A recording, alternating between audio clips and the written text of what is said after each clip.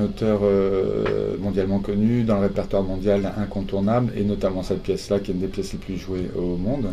Après, c'est un auteur du 19e qui a une réputation de personnage misogyne, qui a une vie complètement folle, un rapport aux femmes très très compliqué. Il y a un a priori comme ça de se dire c'est un auteur misogyne, or je pense que ça ne l'est pas du tout. L'universalité qu'il arrive à mettre dans son écriture dépasse complètement ces considérations-là. L'adaptation que j'ai faite avec Clémence Héroux, qui parle suédois, elle, parce que moi j'ai des origines suédoises, mais je ne le parle pas.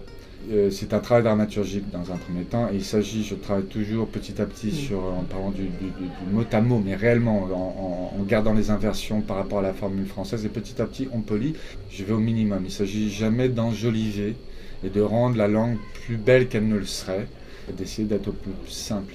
Toujours au plus simple, au plus proche. J'associe les acteurs aussi, c'est-à-dire que j'avais une version avec à un moment donné certains choix à faire, et je laissais, on en discutait avec les acteurs, parce que toi tu le sens plus comme ça, comme ça. L'ascension sociale, personnage de Jean, qui a un besoin fondamental de s'élever, de dire mais c'est pas juste quoi.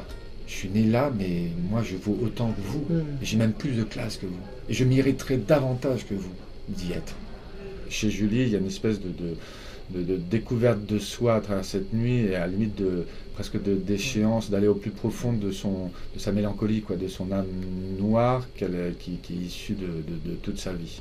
Et après ça, il y a aussi Christine qui, elle, a une décision, qui est la cuisinière et la fiancée de Jean, qui, elle, aussi guide sa vie sur les rails de la société que la société lui a donné.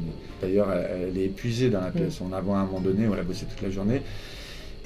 Mais c'est parce que je peux gagner le paradis derrière. On a trois regards comme ça sur sa destinée, et ce qu'on en fait avec des choix différents, inversés ou transversaux.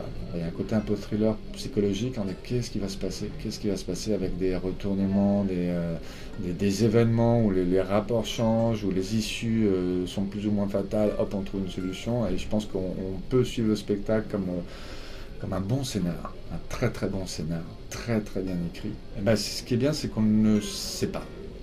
On n'arrive pas à le savoir. Et donc dans la pièce, elle ouvre une partie de ce qu'elle est, mais tout en gardant une grande part de mystère. On s'y attache, et en même temps, elle nous échappe. Mais je pense que ça va être une femme libre.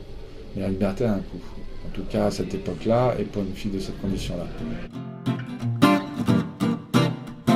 Strindberg a écrit une préface qui est absolument superbe, qui est très complexe, voilà. Et notamment il a un rapport au jeu, à la modernité du théâtre, où il disait que certains passages notamment qu'il écrivait, surtout les monologues, pouvaient être pris en charge par les acteurs par eux-mêmes, et qu'ils retransforment avec leurs propres mots les mots, en pensant que l'acteur est le plus à même de savoir comment formuler quelque chose que lui-même.